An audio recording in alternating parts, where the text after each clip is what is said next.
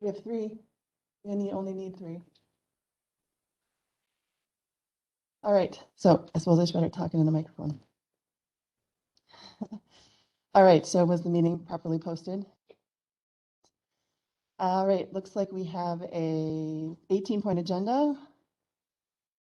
Cosgrove will move. Richardson will second. All right, motion by Carver, second by Severson. Any discussion on the agenda? All those in favor signify by saying aye. Opposed?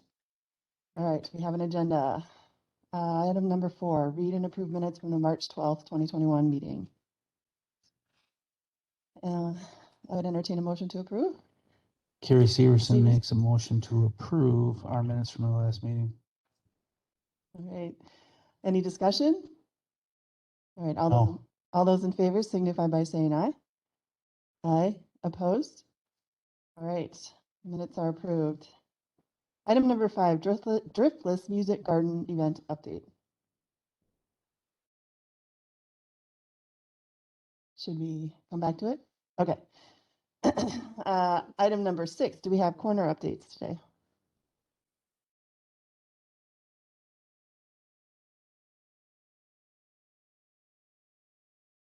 Make sure you're talking to the mic.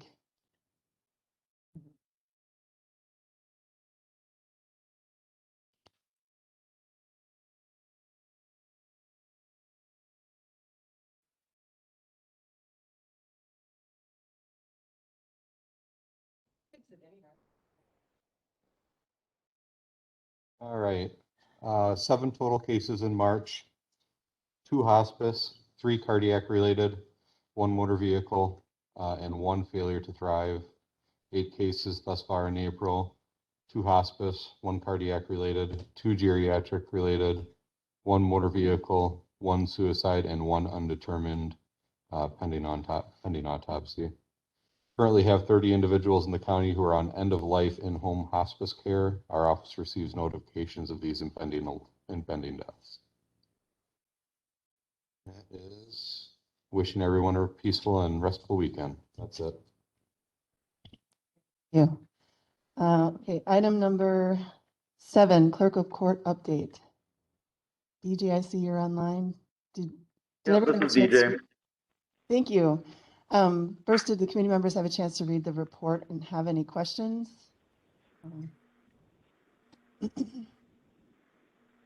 How's everything going in the courtroom? So far, so good. We were able to have our first jury trial. That was a 3-day trial, so it was not only our first in-person court in over a year, but our first time with the updated systems in place, and short of just a couple of minor little issues, everything went off without a flaw pretty much. A lot of thanks again to Randy Nelson and the other people that did the work in there, and for MIS for the last minute tech problems that we were having with coming over and helping us get those situated. So for the most part, everything went off pretty well. We had 39 jurors that showed up, and we were able to keep everybody socially distanced in the gallery for when we did the voir dire. And then once we got the jurors picked, we kept the jury in the gallery so that they were socially distanced the entire time, and we used the county boardroom for the jury room so that we were able to spread out all 12 people, or 14 actually, because of the 2 alternates. And then we used the jury room for the prosecution side and the law library for the defense side. So we were able to keep everybody distanced, and it went off pretty well. And the input from the jurors so far that we have gotten back has all been pretty positive. So it was good to get that first one out from under our belts there. We did have a couple of minor issues that I know has been made aware to people with access to rooms. I won't really go into that much more, but because I know it was addressed at other meetings. I just wanted to make sure that that was mentioned. Yeah, so as far as in the courtroom itself, everything is looking good, and we're hoping that we can continue on that trend, so. When is your next in-person trial? We do have some scheduled at the end of April. If it actually goes, we won't really know exactly for sure yet. And then we do have some scheduled at the beginning of May. With everything that got pushed back from last year, we're really going to start into a flurry of jury trials between the different judges, especially. So everything's going to start ramping up pretty fast and furious for us here shortly. Did you have a question, Gary? DJ, how well did all the other rooms work out, like the small courtroom, the secondary courtroom, the law library, the county boardroom? Is there anything that needs to be addressed with They those worked rooms? out well, especially for how we were able to do everything. It was good to be able to keep everybody spaced out.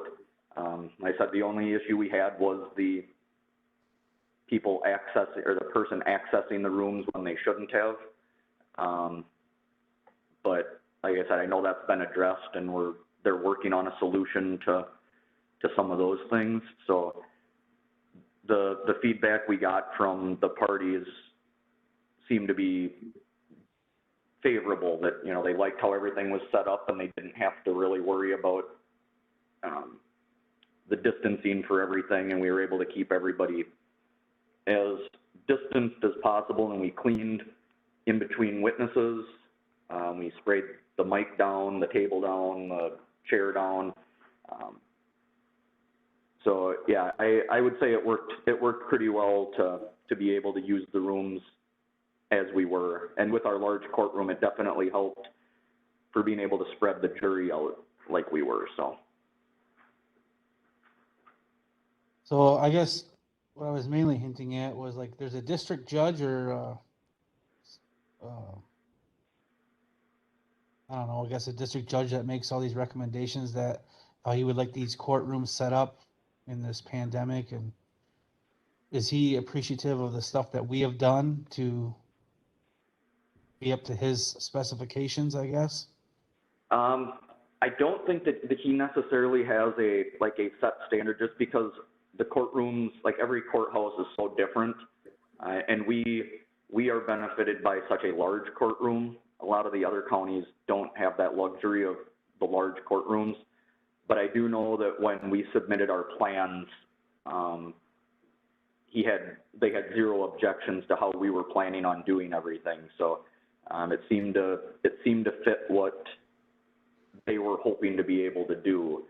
And I do know other counties, they have to utilize like other buildings sometimes to try and have enough room for people. So the way that I understood it is the district judge, when we submitted our plan, was very much in favor of how we had everything planned out for the future. So. All right, thank you. Are there any other questions for the Clerk of Court's office? All right, thank you, DJ. You're welcome. All right, item number 8, Probate Department. So this morning I just submitted, or actually I submitted it yesterday, but I just put the financial reports. There's nothing new that you haven't seen before. It's just the phone and then attorney fees again. And actually not too much has changed since last month. Judge Sharp is still doing his court by Zoom. And I expect that it will be a hybrid going forward of things in person and by Zoom, that it won't go back necessarily to everything being in person. But I think everything is continuing to go well. The out-of-county judges and the attorneys really feel like it's continuing to save time, money, mileage by doing as much as possible by Zoom. So I think we will continue down that road, and then only do the absolute things that are necessary, for in-person things, at least for a little while yet. So really things seem to be going pretty well. I don't have a lot new or nothing has really changed. We're just kind of continuing to move forward with things. Does anyone have any questions? How is it working out having, I assume it's a good thing to have your own deputy? Yeah. It's excellent. I can't say thank you enough for that. Devin is doing a wonderful job. She's hardworking, she's conscientious, she's willing to jump in and do anything you ask of her. And she's professional. So, and just her background as a law enforcement has been very helpful, just with, different things working and helping out between both offices. So I just think it's been a very good fit, and I'm very thankful to have her on board. She has been filling in the clerk of court's office when needed, or? Yeah, so, she is primarily in my office, and then if they're short-staffed, if, someone's in court and someone's gone and someone's helping another customer, then, we do jump in as needed. And so I feel like it's a good fit for both offices. All right, thank you. Anyone have any questions for probate? All right. All right, item number 9, district attorney updates. I don't see her on, so I guess we will skip that. And I still don't see anyone from the, whatever it was, the Driftless Music Gardens, so. Oh, okay, all right. All right, so now we are to item number 10, approved monthly invoices and other sheriff department reports.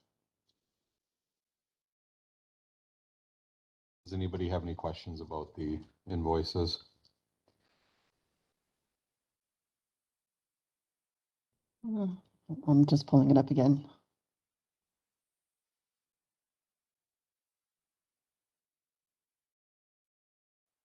Sorry, my iPad's not loading. Come on. File transfer error. Okay, mine's not loading, but I didn't have any questions. Does anyone else have any questions on the bills this month? Is there anything you wanted to point out at all? The only thing what was that? On the bills? Yeah, the files, the error. I don't think we have anything that's over yet, do we? Well, and the only reason that is because if you look in It's the zero. He hasn't added, they put the budget items in yet. If you look at the first line, it's all zeros. The only thing I would point out in the invoices is there is one to VView for $1,400. That kind of caught me by surprise because we haven't ordered anything from them in a while.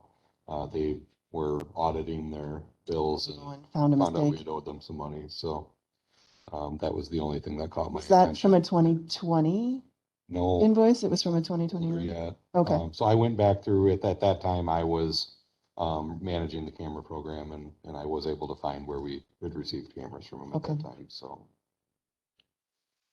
but it caught my attention, and so I just figured I'd explain that one.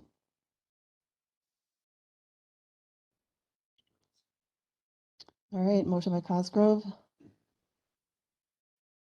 Some seconds. All right, any further questions on the bills? We've been at a year now with this meals, this company. It's been a year right now, hasn't it? How's that going with them?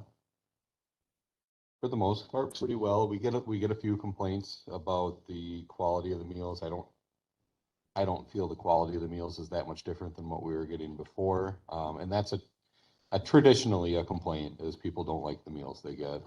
There are some issues, in the winter or inclement weather where they don't get here with the meals. But Quick Trip has stepped in and been able to provide us with a meal in those instances. And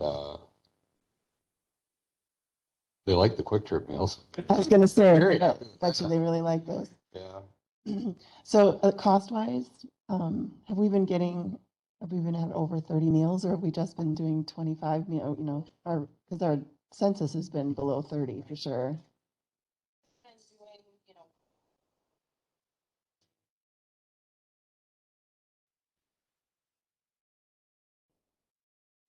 So what's the meal rate?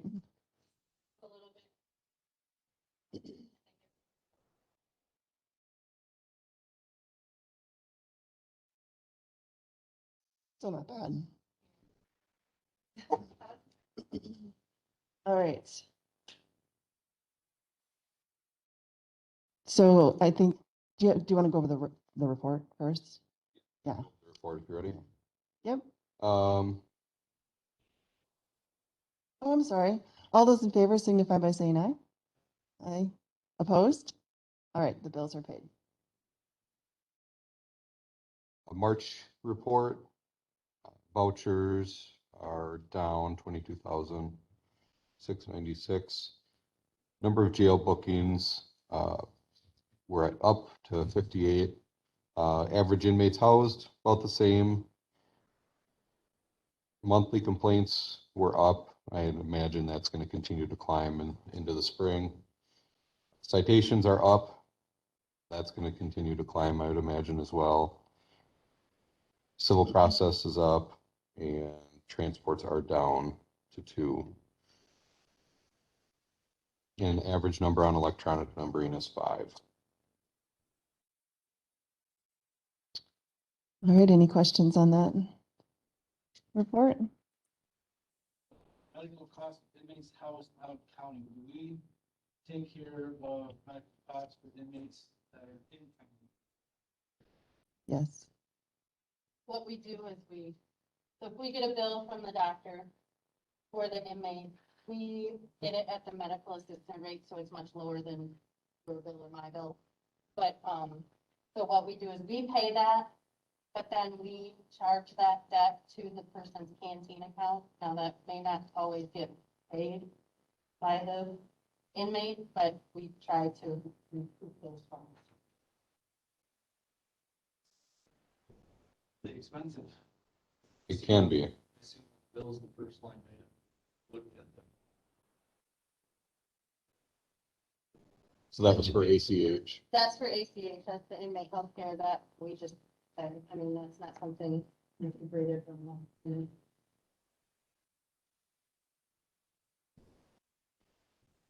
Any other questions? Wait, did you want to move on to the mileage report? Or what did you want to do next? I guess I would just note to go along with, I said traffic citations are up. We have been seeing an increase in OWIs. I don't know, I can make assumptions on what I can attribute that to, but we definitely have been having an increase in OWIs, and so that's going to increase our traffic citations and potentially our average, our booking number. I think people are finally stir crazy enough that they're forgetting about COVID and back out to having fun. Do you think the OWIs are at a pre-COVID level or? I would say that they're getting back there for the amount we're getting, on a night.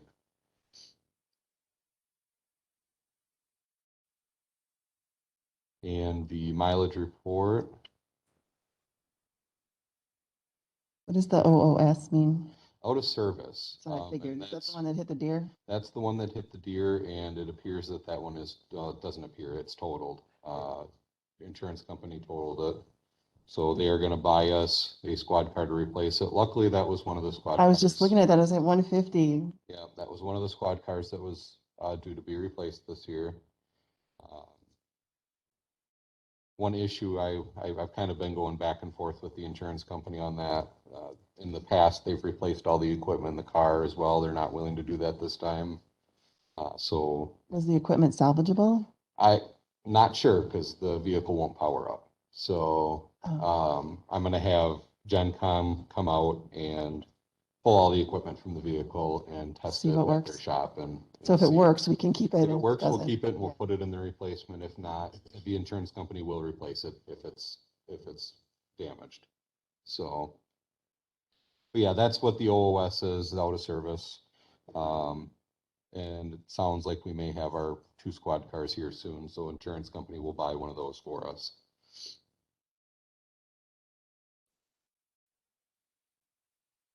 So we're not, oh, so we're gonna just get 2 vehicles this year. So But that one was of gonna them be a won't- topic to bring up at another meeting, because I'd like to discuss that with you. How we're gonna do it. Our original intent was to buy 3, but we were given the money for 2, Right, so we could possibly still buy 2 right. Okay, at another meeting. yes, let's, okay. I mean, it's still, when you look at these numbers, we still have 1, 2, 3, 4, 5, Yeah. 6 cars over 100,000.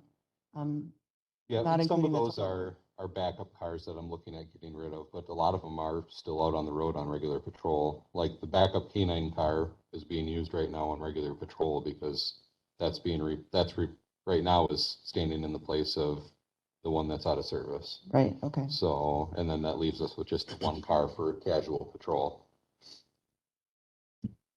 Or 1 additional backup. So what do you foresee as kind of going forward? Would the plan be that if we were able to get 2 cars each year, that should keep the fleet? Or will we ever get to a point where it's just 1 car after we've replaced all of these? Or, and now that, And we're gonna probably have to do 2 to 3.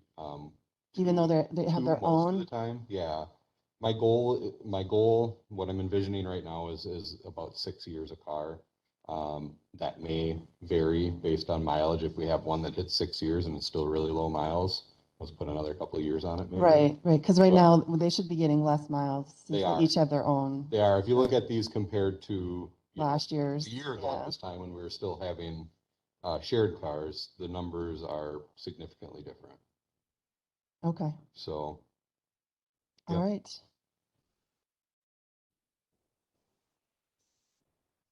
yes, He does own squad car?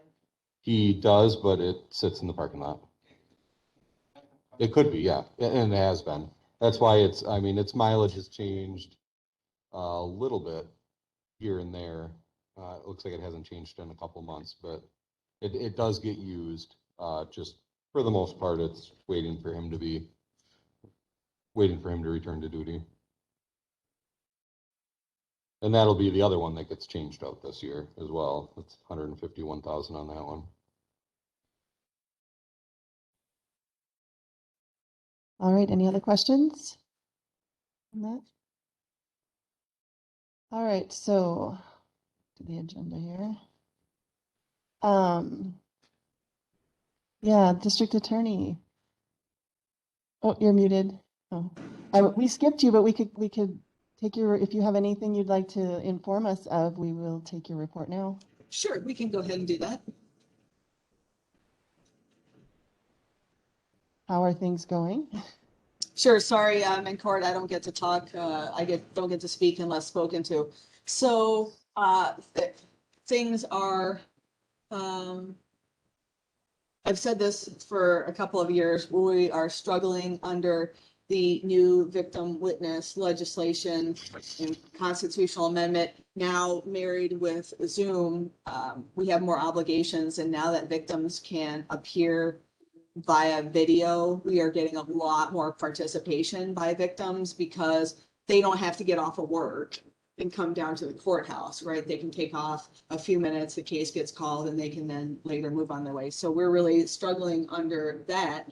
And to add to that, I actually stopped counting at some point. As of right now, I have at least 19 trials, and I think they're all multiple day trials. 19 trials set over the summer. And there are also trials that are set into the fall. That creates a whole additional victim witness dynamic because we have to do all the trial prep, all the notification, all those kind of things for the victim and the witnesses. And they're just more complicated to get ready for. And certainly my job to do it, my job to, if necessary, work 24 hours a day, 7 days a week. But it's certainly not the requirement of my victim witness coordinator to act as a paralegal. And she does all day long. Anything that we need done, anything that I ask her to do, and I ask her to do a lot of stuff after hours and things that she's not required to do, but she does because she's excellent. She's excellent at her job. she does video Zooms with victims on the weekends at night. So, ultimately, I think that's not fair to do to her. I think that if she was here, she would say, I'm going to do the best I can do. And that's certainly true because she's a tremendous, not only employee, but person, but that is not a sustainable situation. We've all heard about this from me before. Just the additional component is now the trials are stacked up from here to God knows when. I have a couple of reasons I think that occurs, but other than that, pretty much things are continuing as they have been.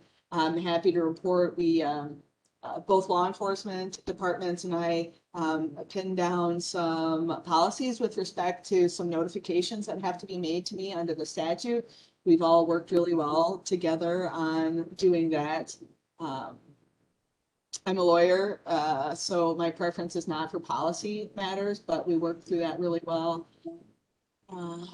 Other than that, we have so much work, and it's really quite a different dynamic than it was not only a year ago, but it's very different than even 4 months ago or 6 months ago. But other than that, the wheels keep on turning. All right, thank you. Yep. Any questions for our district attorney? All right, thank you. Thank you. All right. Yeah, Driftless Gardens. We will. Hi there. Thank you for coming. Can you turn your mic on? And then make choose. How does this sound? There you go. There, okay. So I am Cricket Lochner with Driftless Music Gardens. We are having multiple events that will all be under the ordinance. So we are just coming in to let you guys know how our last year events went and what we're expecting to have this upcoming year. So let's see, last year with COVID, we typically have 2 festivals. We ended up canceling those events and having drive-in events instead. No overnight camping. It looks like we have a lot more new faces with the board this year. So hi. Anywho, so we ended up having drive-ins and that was very successful. Made us comfortable enough this year to expand the small events that we had that we'll be having this year. So we'll still be having drive-ins and less than 300 attendees coming to our events. So still rather small because we want to be able to monitor for the purposes of ensuring a safe environment for COVID purposes. And then additionally, today I wanted to come to you guys and ask for advice on how to do a bike ride. So we have one of our events, we'd like to do a bike registration where we would be crossing over highways and counties. And I know in some larger events that my teammates have been associated to, such as Iowa's RegBri, and I don't know if you guys are too familiar with that or not. But anyways, RegBri is a statewide bike ride from one side of Iowa to the other side. We're taking that concept and bringing it to the Driftless. We'd like to, where we have bike registration, excuse me, bike registration that entails these riders to pedal 45 to 60 miles a day. The attraction being here in the Driftless region being such an endurance area. But some of the safety concerns that we have is traffic control crossing highways and county roads. Is there anything in place, or what kind of information should I, or who I should work with on making sure that I can provide a safe crossing in those intersections? Say, just from I'm thinking it through in my head right now. If the distances you're talking, you're probably not going to have large groups of cyclists together. like where I'm envisioning where they'd be coming through all the same intersection at once. So I would say it would be hard for us to say that we could dedicate an officer to watch an intersection for that. But if you did have like a large group coming through, we could try our best to get an officer to help them through an intersection. But I myself envisioning the bigger bike rides in the state of Wisconsin, they don't necessarily have like specific traffic control because the distances are so long, you have different caliber of riders and they get spread out.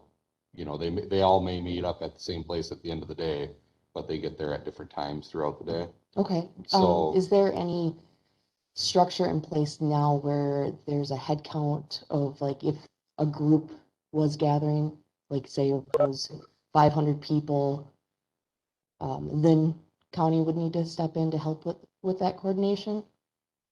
I think the only thing that we have in place right now would be the large gathering ordinance. Which is 2,000. Yeah. So that's the only thing in my head that stands out that we would, where we would have to look at special kind of permit or anything like that. Okay. As far as traffic control, like I said, if we knew we were going to have a large group, we could try and get you a deputy to help with traffic control. But, if it's going to be spaced out through the day, people coming through, we're not going to be able to dedicate a resource to that. Okay. I appreciate it because Yep. I'm like, well, this is one of my big concerns if we would go forward with this registration. Because I obviously want to make sure that we provide a safe crossing. Yeah, I think another good resource to reach out to for help with that would be, I'm trying to think is it Grabar? It's the Wisconsin River. Okay. Where they bike the route of the Wisconsin River. So that would probably be a good resource in helping manage that. They'd probably be able to help you with that. You might want to contact Simons because they had a camping site. One of their stops was starting here in Richland Center at Simons campus. Mm-hmm. They did a lot of work there. Okay. Yeah, the routes that we've really chosen are very rural. They're smaller than the county roads. So it's I don't want to call them freshly blacktop, but it's the non-county roads that are blacktop that we've sort of picked out for our routes for the most part. And then I know it has been. I actually have logistics set aside here too in my pamphlet that I brought today. I had printer issues this morning, otherwise I'd have a pamphlet for it all. But some of the logistics that I've set aside of like the different timing points of where I would need assistance or where I would think that I would need traffic control assistance. And I know out of the 4 bike routes that we've created, it would be working with the following counties: Richland County, Vernon, and Sauk. And out of the 2 routes that we're only interested in doing this year would just be Richland County and Vernon involvement. And then I did want to ask, was there any concerns or questions about our upcoming events or what we've done in the past that we could potentially look to improve on?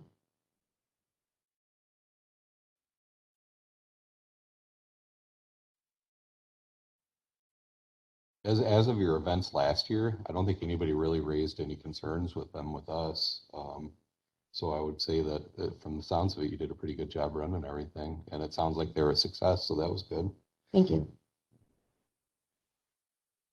And I think the way you're handling trying to have gatherings in a COVID world is admirable. You're doing a good job of keeping your patrons safe while still trying to have events. So Yeah, it's quite the the lemonade to be made to try to keep this startup business going. Thank you. Yeah. All right. Any other questions? Did you have any other questions for us? I don't, but may I leave this packet? Yes, please do. Please do. You can just set it here and I'll grab it. Thank you for your time. Thank you. Thank you.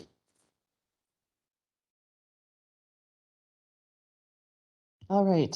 Did you finish all of your reports that you wanted to do, correct? Okay.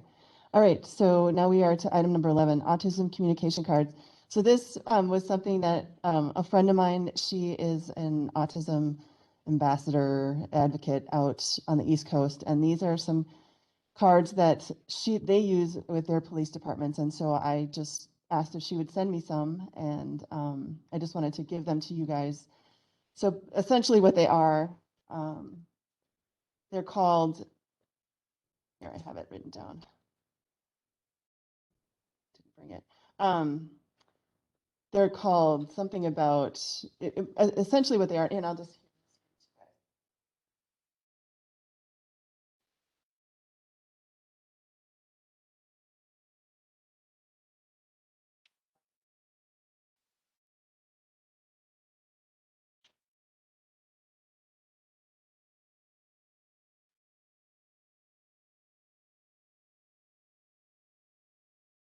All right, so they're a picture communication system. So essentially what happens when you run into a child or even an adult that has is nonverbal or has communication issues when they are especially under duress. These are pictures that are sort of universal that many of these children and adults are taught in school. And so they can point to the picture. So out, and the Baltimore Sheriff's Department, what they do is they keep it on their belt. And when they run into situations where they have non-communicative individuals that they're trying to interact with, they can bring these out, and many of these, because these pictures are taught, they're very easily recognizable by these individuals. So they have found them to be very, very helpful in de-escalating some of the situations, because as I'm sure you're aware, when you're interacting with autistic or on the spectrum individuals, you using a loud voice, you having an angry face, they may do things that you don't like put their hands in their pockets and things like that. So these are all these, you can use these to try to communicate, to de-escalate a situation that can easily get scary. So I have I have all of her contact information, and I can give that to you. She's more than happy to do a Zoom with you and your deputies if you'd like more information about how they utilize them. They provide them free, so we can get as many as you'd like for your deputies. It seems like such a simple little thing, but apparently it's become a really good resource for their officers. So I just wanted to bring it to you as an idea. I don't know what kind of training our deputies go through in dealing with children on the spectrum, but there's a lot of kids out there, and especially when her son is a teenager, and dealing with a teenage male on the spectrum can be very, very challenging when those hormones hit. And I know that that's when the sheriff's, that's when law enforcement starts interacting with these kids, is when they're going through some really difficult times. So anyway, I just wanted to bring it to you, and I will get you all that information as far as setting up time. I'll just give you all her contact information, and we can follow up as you want to. It sounds great. They look like a good tool. I mean, they look very useful, so Yes. interested in getting a few more. Oh yeah, and they're more than happy to provide however many we need. So, did you guys have any questions? Okay. All right. All right. So item number 12 is the demographic data. So I will preface this by saying, I don't know about the rest of you, but I hate it when my spouse hands me something and says, "What's going on in the county?" Usually it's the tax bill, but this time it was the circuit court report in the Richland Observer. And what he was saying he said, every name on this circuit court list sounds Hispanic. What are we doing? Are we only arresting Hispanic people in Richland County? And that was his question. So I'm like, that's a fair question, and I can show you the report. What was the date of that as well? So it's February 18th. So Okay. it was before. Yeah. Because my reaction was, well, I know that we have interpreters that come to the court, so maybe this was a report for the day the interpreter was coming, which it could be. I don't actually know the answer to that question. But, and I don't know that all of these people are Hispanic. All I'm saying is that their names sound Hispanic. So I'm making a judgment myself. So I can share this with you if you'd like to see it. But so that, to me, that begged the question, well, how do we know if we're racial profiling, or if we're,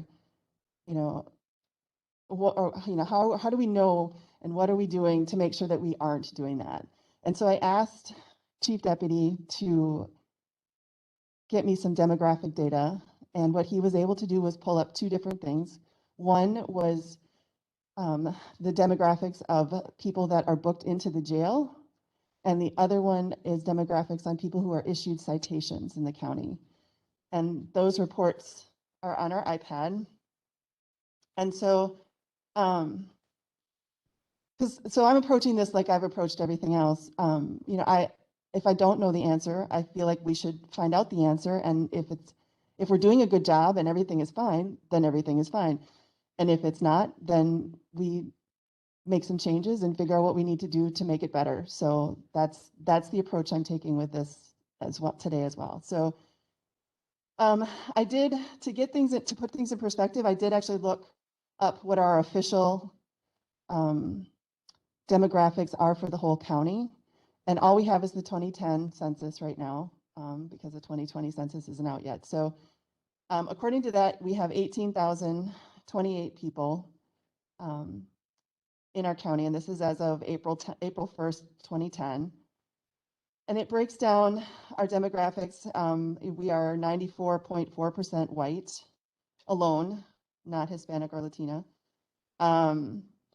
We are 2.5% Hispanic, 1.1% two or more races, 0.1% Native Hawaiian, 0.8% Asian alone, 0.5% American Indian or Alaska Native alone, and 0.9% Black or African American alone.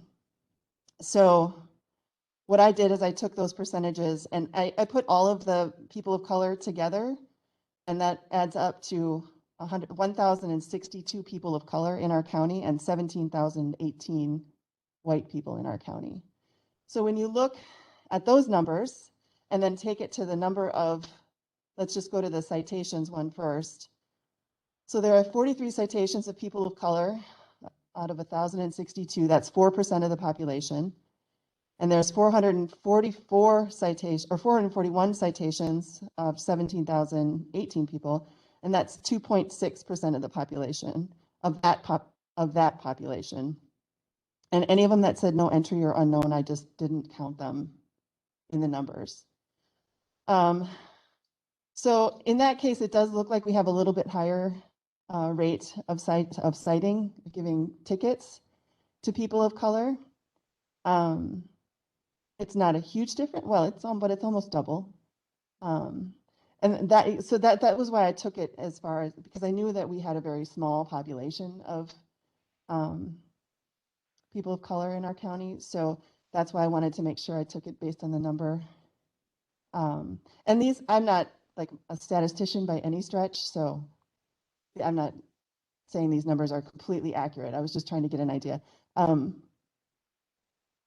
District Attorney, did you have a question? Actually, I have a comment at some point when you'd like to talk to me about it. Sure, go ahead. Sure, I would just say, and I don't, one, I appreciate you taking the approach of looking at the raw numbers. I know in the past, there's been organizations who have said, this is the percentage of minorities in your county, and this is the percentage of the minorities in your jail. But we might only have one minority individual in the jail out of 10 people. So our numbers are so small. So I appreciate you taking that. The one thing I would note, just as part of this conversation, there are certain citations and crimes that apply to people who don't have their licenses. And quite frankly, usually folks who are here from Mexico or some other place, another country of origin, but that's mostly the case, don't have their licenses. And so that is a population, and many people can't get their licenses who are in this category. So when we look at that, there are actually citations and actually crimes where there are certain groups have a much higher likelihood to have committed, even though they're status offenses, just because of their immigration status. So when we look at what our numbers mean, there's a population who can't get their licenses and end up with operating after revocations and no driver's license on person. just because they're in a different status, and that has nothing to do with law enforcement. It's just how the statute was written and how it is. So I think that should be understood as part of this conversation, that it's not as if, in my view, seeing what I see on my end, that there are more people with this who are getting stopped, particularly. It's if there's the same number of people getting stopped, there are laws that I think are, I would say, xenophobic, and it catches a certain population in violations where it doesn't catch another population in violations, if that makes sense. Actually, I agree with what you're saying, because actually this circuit court report, so more probably about half of the people on this list have the ticket that they're issued is operating without a valid license. My question, though, with that, my concern with that is there's no other citation listed. So what were they pulled over for? You don't know that they don't have a license if they're driving around and aren't getting ticketed for anything else. So that was one concern I did have, is, are we pulling them over because they are people of color, and then we find out they don't have a license? And so that was something that I think we could potentially use at least some discussion with our officers. And this also could be Richland Center Police Department, which I don't have any, I have no influence over, or, have any right to say anything to them. But to me, it just sparked, maybe we should just have a conversation. And maybe they got pulled over for something else, but you only ticketed them for the operating without a license. And so it's deceiving to look at this. And I understand that completely. So I think you are absolutely right. I think there are perfectly legitimate reasons why these things could be happening. But on paper, this is what it looks like. So I think it's worth having a conversation with our deputies, or at least to maybe evaluate our training modules, and maybe with the Lexipol training modules, there might be some specific ones. Overall, so if we get to the booking ones, when you get to the booking ones, the numbers are, we had 19 people of color and 230 white inmates booked, and that's 1.8 and 1.4%. So those are essentially the same. So that, to me, that was encouraging. I think that we're doing a good job, and as far as who gets put in jail. The citations one, I think that it might be worth just looking into a little bit more, and just taking a peek at our training module. I have one too, Bob. You can go first. So one thing when I ran these reports, and I think maybe I had mentioned it in my email to you when I emailed these reports to you, was one thing to consider, especially in the bookings, but maybe even so in the citations, to take into account is how many times a person has been booked more than once, a specific person, or cited more than once. The other thing too with the citations is looking at the citations, and this can somewhat apply to the bookings, but I see it more as a citation thing, the through traffic through the county. So you can kind of look at our demographics and base it off our demographics, and that probably is somewhat accurate to a point.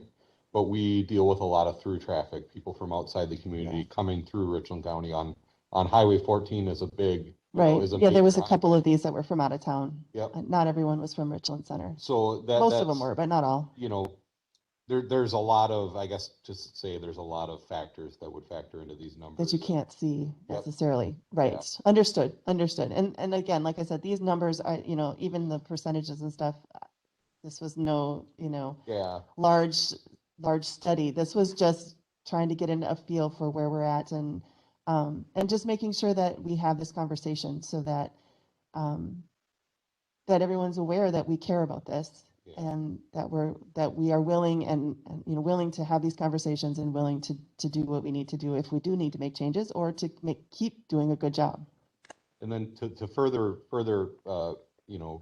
speak on like the citations, and to kind of build on what Jennifer had said, is that that shows what they ultimately were cited for. A lot of times they're cited for some sort of moving violation, or you know, with a deputy will run a license plate and the license plate will come back to a revoked driver. There's a lot of reasons for the stop besides just visually looking at the driver. Okay, thank you. So- That's good information to have. I would like to know why this circuit court report included only Hispanic names, though. So, and I'm a little, with the date of that paper, I'm a little confused by that as well, because I think our last Spanish interpreter court date was March. I believe the one before that, and don't quote me on this, was December. So So do they publish this ahead of the court date, though? So it could potentially have been published, like, how does, that may be the case. I'm not exactly sure. DG, are you still on? In the clerk of I court's office? am, yeah, I'm still on. I'm not, Stacy's usually the one that would handle that type of thing, so I'm not exactly sure how far in advance those reports are done. Okay, But I do know that it's probably done in advance though, because we do have to set up like with the interpreter in advance. Especially with everything being by Zoom, we're really having to set up a little more in advance than we had, and we're scheduling things like that. So I would say that report is probably more of a cumulative thing in preparation for the actual interpreter date. okay. That's what I assumed, because otherwise it didn't make a whole lot of sense. Because if you look at, and it was short, you know, most weeks it's a little bit longer. Yeah. So with a lot of different names on it, not just, okay, all right. So did any committee members have any other questions or comments that they would like? Supervisor Frank? Mentioned that, you know, traffic stops for headlight out. All the basic things. My question today is on tracks. Is the notation on there available to pull out? Like the narrative portion, yes, the narratives are available. You know, we'd have to look at them each individually, but the narratives are available on You those can't citations. read off a narrative. Yeah, Yeah, so that would be hard to sort of, yeah. I mean, I think if we ever were really concerned, it would be worth, you know, looking into that specifically. Like, is there another reason they were pulled over? I mean, it seems logical that there would be, like, I didn't think about, like, because you don't often ticket for having a light out, but that would be a reason you could pull them over. So, okay, Yeah. so these are the kind of things that I think are, you know, it's just a good conversation to have for the public to be able to hear everything that goes into, you know, it isn't just what it looks like on a piece of paper.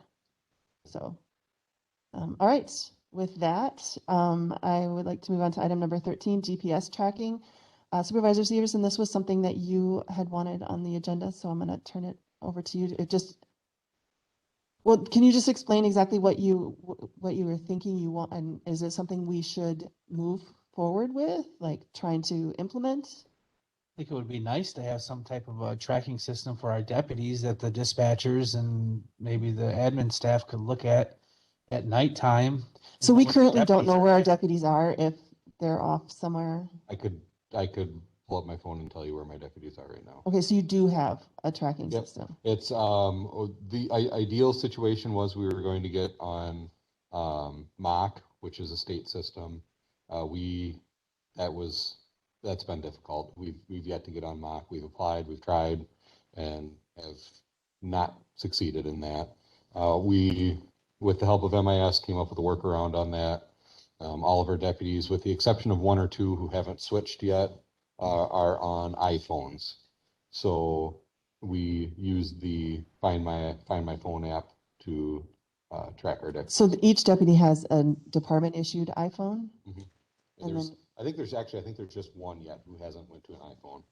And Did- that will probably be the next time we switch her phone, she'll be on an iPhone. and it works everywhere?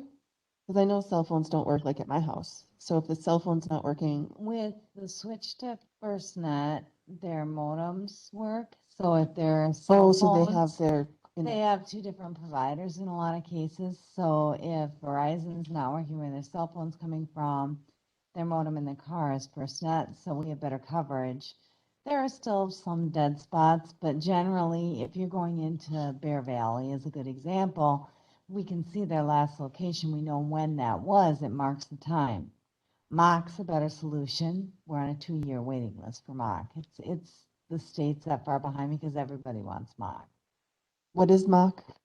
It's the state's tracking system. It's kind of, it's a tracking system, but it's a bit more comprehensive than that, because we can run data for traffic on it. And it'll tie in with tracks, which is our citation and our crash So reporting is this a system. fee service or it's free and that's why everybody wants it and it takes forever to get on? I'm not I'm not 100%. 100% sure if there's a fee associated with I it. don't think that there was, I think the state covers any fee, but I do know that it puts a device into your car for location, Oh, okay. which is nice when we're really close, say we're in a corner where there's 3 counties, dispatch can see where Sauk County officers and Vernon County, they're both on it. They can see where their officers are because they have it within their cars. Okay. Yeah, and that would be the ideal system that we would like to Yeah, have, but it's. That's what I was kind of hinting at more. Yeah, We're on the wait list for it. It's just not reality yet. and that allows us to, like, if, we can mark closed roads on that as well to help deputies navigate, or say there's a abandoned vehicle, we can mark the location of abandoned vehicle, whether, if somebody goes by and sees that abandoned vehicle's gone, they could remove it from the map. Any deputy could add and remove. So there's a lot of tools associated with it. It'd be great if we had it right now, but we don't. But there's no reason why you won't get it. It's just a matter of waiting. It's a wait. Okay. So this comes up a little later, so I'm just mentioning it right now. The state is going through a complete radio change, and that's part of what's going on with MOC. There's a push right now to completely redo the WISCOM system, and MOC is part of that system. So that whole picture is being looked at right now. There's 2 funding sources, one currently in the governor's budget, and then there's another one coming through the federal government that looks like it's already been funded.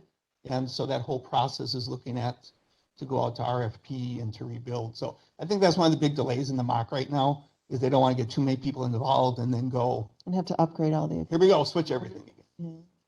Okay. All right. We good on that one? All right. Item 14, 2020 budget review. So I asked Amber to send us end of year. So do we think that it's pretty complete? Think so? I mean, it's April, although I know we were behind, but I think it sounds like they've kind of caught up with entering, because they're starting the audit process, so presumably. Okay. So my question is, my first question, when you get to the bottom of each category, so under general fund, when you get to the like on page 2, when it says $2,905.33 with no negative sign, that means that there's $2,905 left over in that budget line. So this would be under the sheriff's administration. Yeah.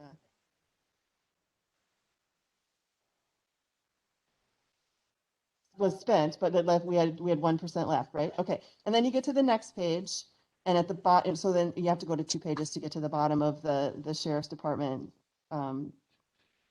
And it says minus 50,997.37. So that means that it's 50,000 over. However, our cars and our new equipment, not cars, our new equipment. So I know that in our 2020 budget, all of our equipment was moved to the borrowing. And so this money was actually paid for out of the borrowing, but they left it negative in your account. Is that correct? Okay, so really, instead of it being minus 50,997, it's actually minus 34,583 when we take that equipment out of that line. Okay, so when you go through all of this, so then the next one, it's minus 1,300. Then you get to the jail, and it's plus 84,515, correct? Okay, so when I went through and added up all the negatives and the positives, what I came up with is that we really have $19,000 left over that we did not spend. Is that accurate? So this year, for the first time in several years, we should not have a deficiency that we're trying to zero, in March when the county board, am I right? Because I was like, I feel like I did something wrong. Like, but so what happened in the jail? Mostly because we didn't have as many inmates and we spent way less on, right. Significantly Significantly lower. The meals was a big chunk of, I mean, we still went over in overtime, largely overtime. I mean, I don't know if that's gonna get better. How's our staffing levels now? Are we, Well, we still we have one in training and one out on injury still. And I've working on wrapping up hiring another casual. I'm hoping the use of the casuals will help eliminate some of the overtime, but it's not gonna take care of all of it. But hopefully it can reduce some of those numbers. yeah, because in both the jail, I think, and in the jail and the deputy lines, the overtime is significantly over. Like 46,000 for the deputies and 49,000 for the, In the jail is, I mean, you're all aware because we've been hiring people left and right. The jail Right. has been the biggest struggle is keeping staff. right. So, and that has a good chunk to do with why their overtime is the way it is. And that's with, casual staff. We have more casual staff in the jail than we do in the road right now. So it's, Okay, yeah. How do we get more casual out on the road?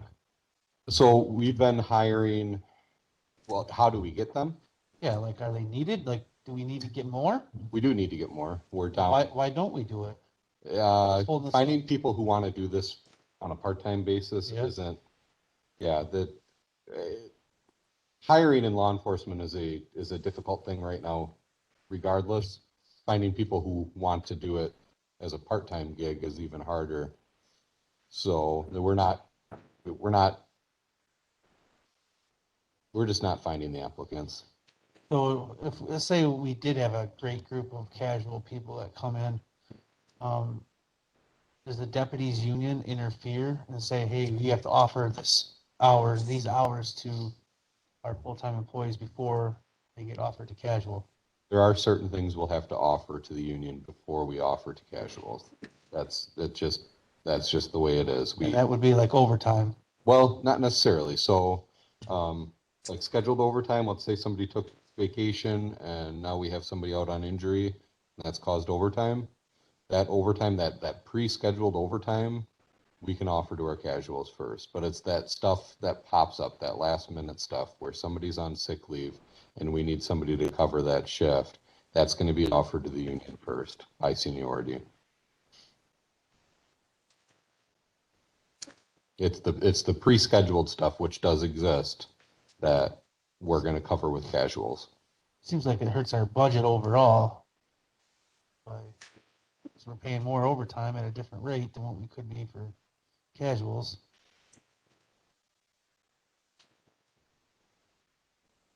Way to look at it is, for the longest time, we didn't have casuals in patrol at all, and we were paying all of that as overtime versus now we're eliminating some of it with a casual position. We're not, this is still a work in progress right now. And this will be the second person now that I've hired that's interested in working patrol part-time for us. So it's, I don't have a lot of people. We have one casual who just wants to do court and transports. We have one casual who I imagine we're going to get a resignation from soon. And, she's ready to be done.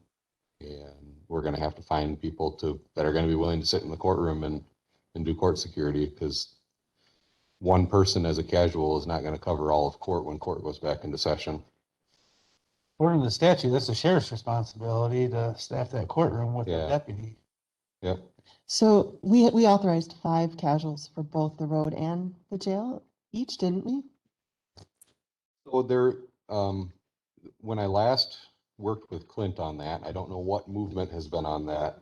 I think we put kind of unattainable numbers on it, but I think we put 8 and 8. Now, Oh, okay. I don't know that the county board has moved on that yet. So I think by ordinance, we don't have that much. I feel like, allowed yet. although I lose track of what I've done in committee versus the full board. Yeah, we should definitely get those. I mean, I would hate to have you not be able to move on if you find someone, but I thought we took care of that, but yeah, okay. So Amber, when you're going through the budget process of making 2022's budget, do you look at where you overspent to try to, like, I noticed there was no money in like the K-9 unit, And so the K-9 unit was overspent, obviously, because you don't know if there's going to be any expenses in that. Yeah.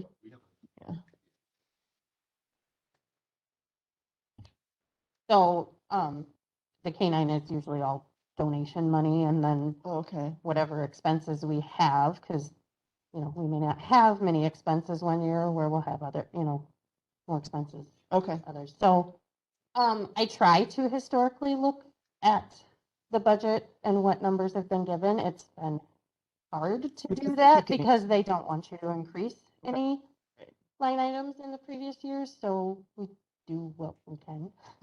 Right. Yeah. I mean, it was interesting that like light bill went up. Like we're $5,000 over on our light bill or our telephone. Maybe it's our telephone bill. It's a Yeah. lot of the utilities. Yeah. Like, Yeah. why were they so expensive I this don't- year? It's yeah. crazy, right? All right. Well, I mean, overall, I was happy to see. I mean, I guess that was mostly because we had fewer inmates in the jail is the only reason we're not overspending this year. It's probably not going to happen this year. And I don't know why. I don't know what went on there with pest control. I mean, I honestly don't. Yeah. Oh, and charges. We don't Yeah. have control. So when we were doing the bat stuff, and, yep, I'm guessing. Oh, was that's when 2020 the bat year? Yeah. I don't know. I mean, I'm assuming utilities, telephone. Yeah, those are bills that we never really, I mean, they don't really pass through my You just get hands. I charged. usually, You just get charged yep, for it. yep. Yeah, lights, telephone, heat, I'm sure are all calculated that way. Well, telephone's probably based on how many lines you have or some such thing. Mhm. Yeah. All right. 2020 is when you changed from what? I can tell you why that changed. And one other question I had was, I saw both that our ammo and our uniform both went over quite a bit. And is that because when we get new people in, what do we do with uniforms? I know we had discussions previously about keeping some of the uniforms so that new people that come in could potentially not have to buy all new.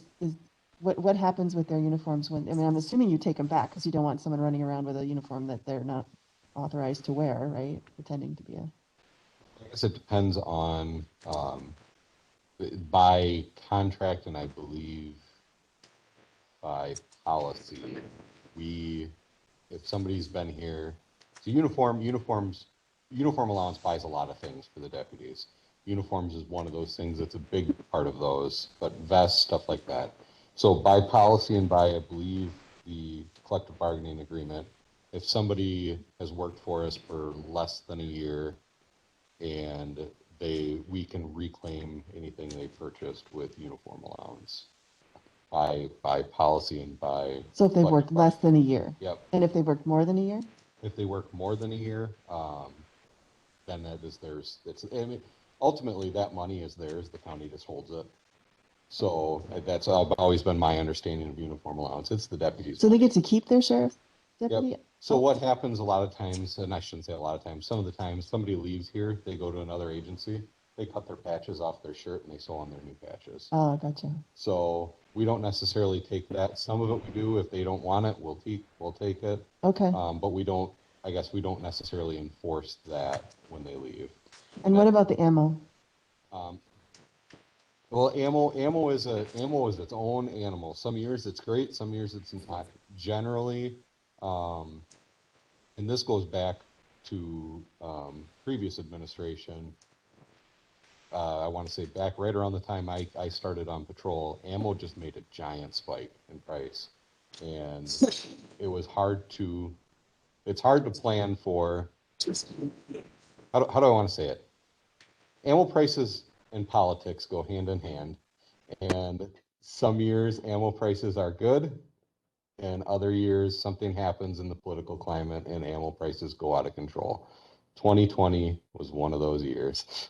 Okay, so when they leave, do they get to keep their ammo, or does the ammo get turned back into the department? So again, with ammo is another thing, at least with the patrol deputies, it's guaranteed to them by the contract. We have to give them 100 rounds a month. The intent is that they fire that, they use that as practice ammo. But that is part of the collective bargaining agreement. We give them 100 rounds of practice ammo a month. Is that standard amount? Is that more than average, less than? It varies agency to agency, you know. Yeah, because of course what I hear from the public is we give our deputies way too much ammo. What the heck Yeah, are they doing with no. all that ammo? No, it's not. Not if you're, And it's not, I mean, that's Target. not a universal thing. That's not in every collective bargaining agreement to have practice ammo. That's, you know, I don't want to say it's unique to us because I don't know that it is, but that's not something that's in, you know, everybody's contract. If you're to look. okay, so throughout by the state. contract, we provide that to them, and if they leave, they get to keep it. Now, what I will say with that is a lot of I can't even say a lot anymore. I don't give them 1,200 rounds at the beginning of every year. I make them ask for it month after month. Okay, And if they don't ask for it, I don't give it to them. So that's how I get by with, you know, and is that right by contract? The wording in the contract is kind of vague. So that's what I do. Okay. And, you know, but if they ask for it, they ask for their 100 rounds a month, I'll give it to them. okay. Yep. Well, I mean, it's in the contract, so we have to, Yep. we Yep. have to, yeah. And so that's been kind of, when I took over, like I said, when I took over the ammo purchasing and stuff like that back in probably 2011, it was, we had a huge spike around that time in ammo costs. I didn't have enough budget to buy what I was obligated to give the deputies per the contract. And that's kind of been the thing, is right now we've gotten to that number where we're scraping that number where we have enough to buy the contracted ammo. Training beyond that becomes an issue. Okay. So All right, well, have you guys started working on your 2022 budget as far as thinking about those things? I know that we've made several requests for capital projects. I saw those at the last finance meeting, so. All right, does anyone else have any questions about the 2021? Nope, 2020, sorry, budget review? All right, so radio tower project updates, please tell me that. Is True North started? yes, True North is starting. Barb can speak to this as well. The 12th, I believe, we have our first stakeholders meeting. And Barb can talk to this, but she has sent out some stuff to the different stakeholders throughout the county, and we're working on gathering information. So we did send out a questionnaire that we need to get back from them, and I'll be sending out a reminder email today. We'll be meeting next week with all the stakeholders. Mike Day is coming down to review what all the needs are of the fire, EMS, first responder groups. He has all of our mapping, all of the geographic, he's got the registration stuff. Pretty much everything that we have, he already has to get started with the evaluation. His goal was 6 weeks, so we're like 2 weeks in. So only a month away from the phase 1 being done, and then we'll start phase 2, I think, right away. So we think by May, end of May, End of May, I think. we would, I think we'll June have, 1st was his was- date. okay. And that, I think that's about originally, because I know we were a little delayed in getting them the contract, so that's Yep. actually good that it didn't end up delaying our actual turnaround time. Yeah, and he didn't think that that would be a problem. He thought it Okay. was still realistic. And they're being going to be good about talking with all the stakeholders and making Yep. sure everyone's on the same page. Yep, we're having the meeting at the Phoenix Center, and they've all been invited. I've gotten responses back from a few, not from everyone. Okay. Actually, They better show up. They've been very concerned about this, so I hope they show up. I don't know why you wouldn't. It's an open meeting. I probably need to post that. I haven't, it's just, You don't have to post it if it's just, it's just stakeholders at this Stakeholders, point, then- so I wouldn't have to. I don't mean, think so. Unless we showed up, yeah. Okay. Then you'd have to. If that's your intent, please let me know so that we When don't is it? violate. The 12th at 5:30.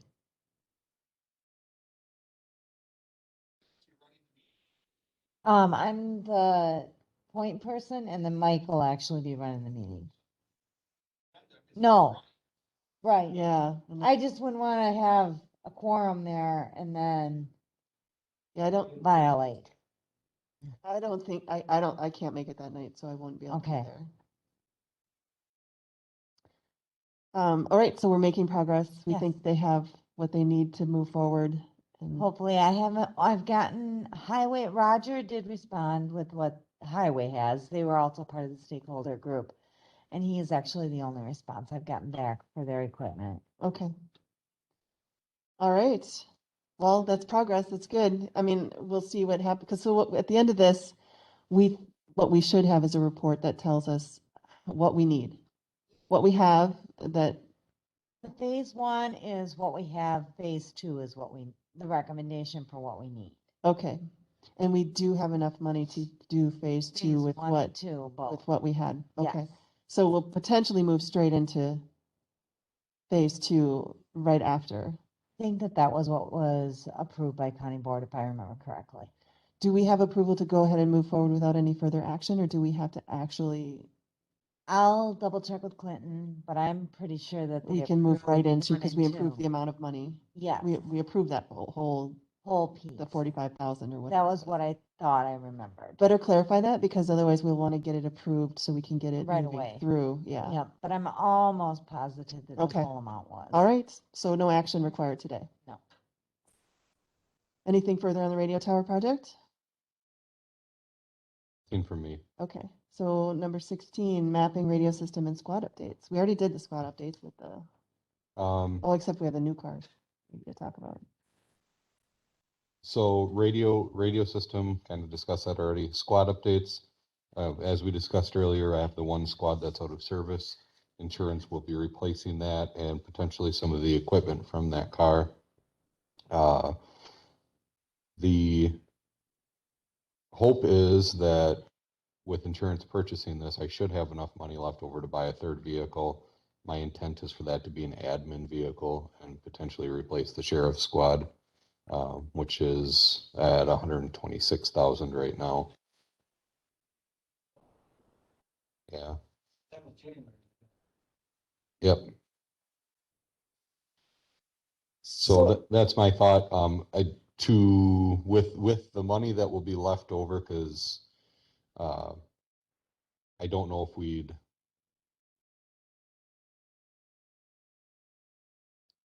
could potentially replace one of the deputies' vehicles as well. I'd have to see what would be left over at the end of the insurance claim and that replacement. I mean, it seems logical that you would treat that insurance car as its own thing. Yeah. And then we already have the approval to buy the 2 cars. So we buy the 2 cars that we have approval for. And the insurance car is just a completely separate thing. In fact, Yeah. we're getting a new car. I mean, we're paying for it because our insurance, one of our line items where we are over is our insurance line. Yeah. The premium and the accident line, And that was, the premium line was actually over quite a bit, I believe. I'm trying to think Yeah. of what the explanation was for that, because that had something to do with the jumbling of money around with the borrowed funds. We were one line. The insurance premium line you're talking about? I think we reduced that to pay for something else. We had to jumble money around. Insurance. Yeah. Yeah, because our auto insurance was budgeted at 15 and we spent 30,689. So, We took money from that insurance claim line to cover the 911 outlay account because they wanted the 911 outlay account to become part of our budget. okay. So Yeah, this is the part that's so difficult about the budget. So we tell you to cut, but then we just overspend anyway. So really, we haven't made a cut. And that's not necessarily on you. I mean, that's on the way this whole system is set up. Because you have to pay your auto insurance. You can't not pay that. So I think we need to figure out a better way of just, it doesn't make sense to me to tell you, you have to cut, but then you cut something that you know is just going to go over. That doesn't make sense. And I think that's something we need to work on as a county, not necessarily, yeah. Okay. So that's kind of my thought on that. I'm not asking for any action on that, but I'm, maybe at the next meeting, I'll bring up I'm hoping by the next meeting, I may actually have 2 squads sitting at the dealership. So, Because we got the bids and everything yep, already. and I ordered them. And so we did the Explorers, right? Yep, and I ordered them the day of I think it was the February meeting, you approved them, and I ordered them that day. So my last contact with Philbacks, I got VIN numbers and they said end of April for delivery date. So. Yeah, I was just thinking at finance after I was looking at this one, maybe we should have let them transfer the money to your new car outlay so that we don't have these big negatives that are just confusing. Yeah. Because you have the same thing in your new car outlay in the 2020. There was no Zero. money in there, and Yeah. so it's over, but that's not real because we took it from Fund 75, supposedly. So I was thinking I should have just but that wasn't how we'd done it in the past. So it's like, well, which way do we want to do it? Yeah. It doesn't make a whole lot of sense to me they should be transferring, although it's harder to keep track of once you do that too, maybe, I don't know. So, I mean, I guess it doesn't matter as long as we all know that number is not really negative. You did not overspend your new car outlay. No. So, okay. Mr. Severson, did you have Financial information updates from the state. Oh, sure. Yeah.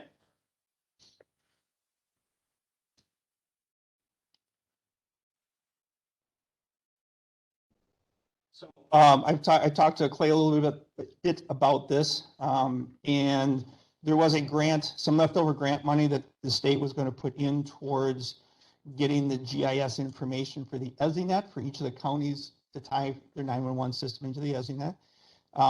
And that the plan is to get some of that funding to the local land information officers so they could finish their mapping and get their numbers up to date. Richland County's data was at 88%. I know that we're going to try and require them to be up in the upper 90s before we let them tie into the system. The EZNet is not built yet, so we're starting to get to that level in the state. That funding did not go through the way we had hoped.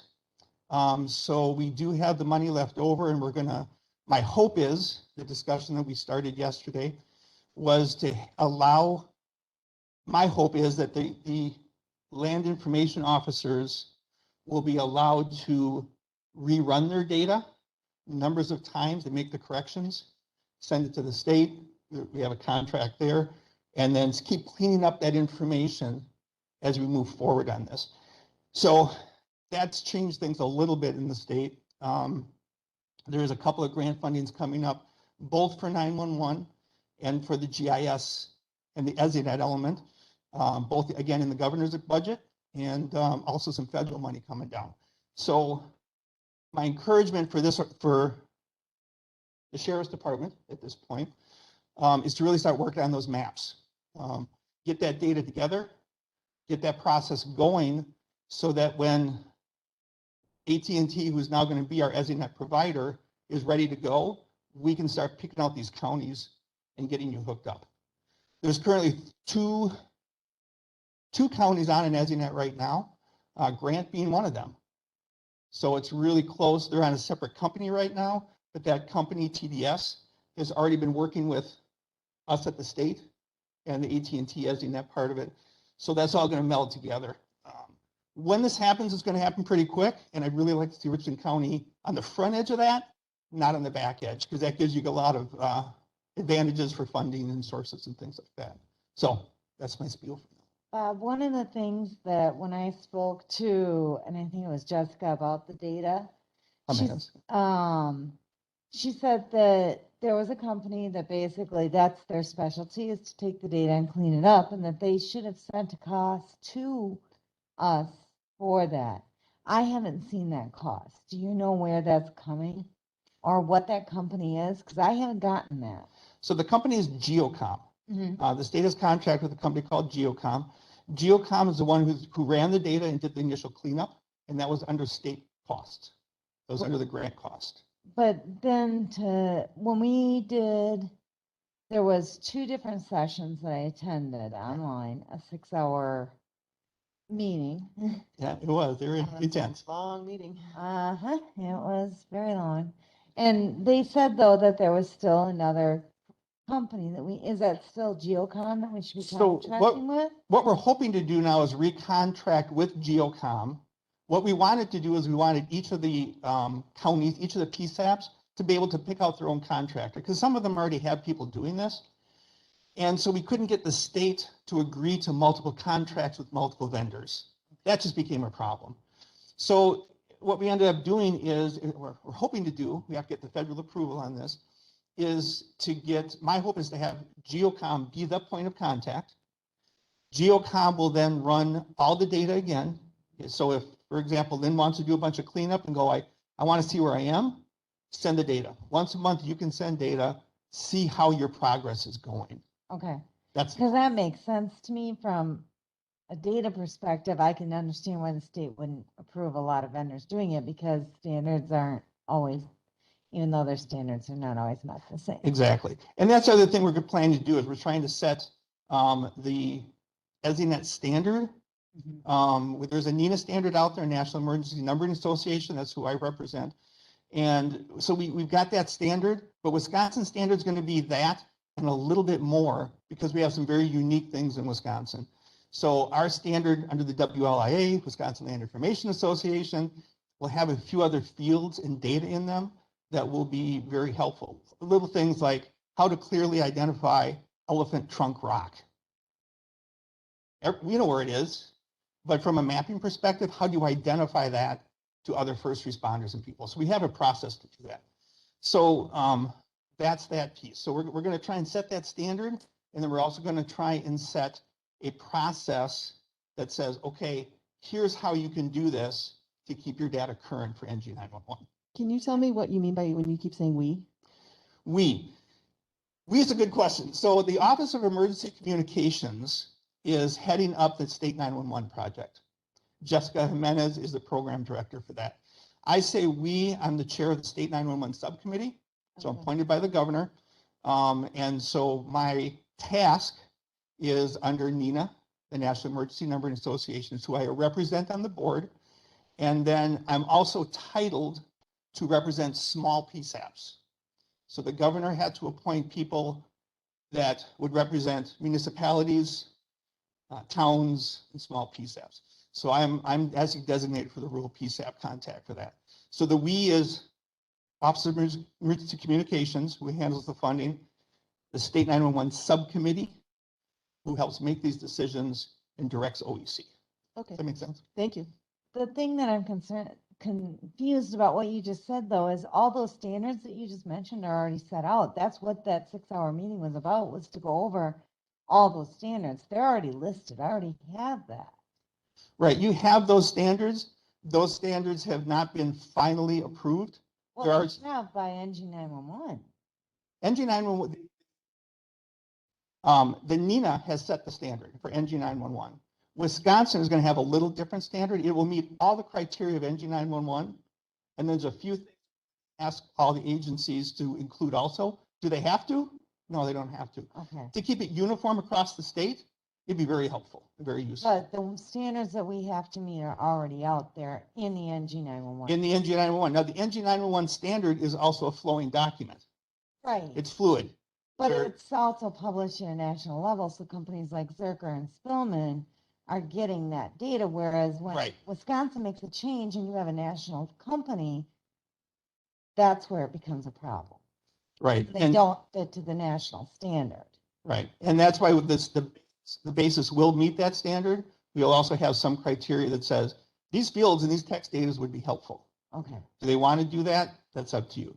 The other thing is even the national standard doesn't always identify things completely and clearly.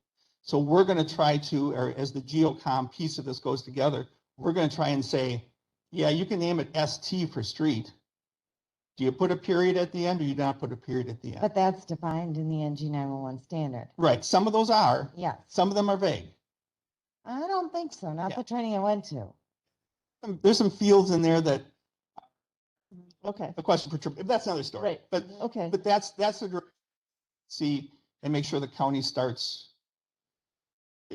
pushing that, getting that piece ready. So when we do get ready for the ESNet, you guys Okay. are ready to go. So So- that's my piece. so you think that we will be I think able we're- to respond and do what we need to do to be Yeah. in front? we just need to know where to send that data to get it cleaned up. Okay, Because that was my confusion after I left that meeting was, it sounded like we were supposed to get a contact. We got the data set. We just need to know. so where that to send contact it. is going to be Geocom. The contract's going to be always see through Geocom. Now, the Geocom's not going to clean up the data. That's going to be up to the local land information officers. But they'll to do it. identify what needs to be cleaned up? Right. Is that how it works? Correct. Okay, You guys clean up your own data.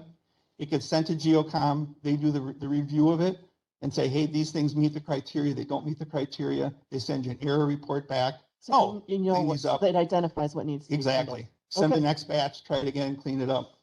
And so you work with Land Information Office to do that? Is that? Yeah, we accurate? can. Lynn sent me an email asking me where are we supposed to Okay. do this? Who does this?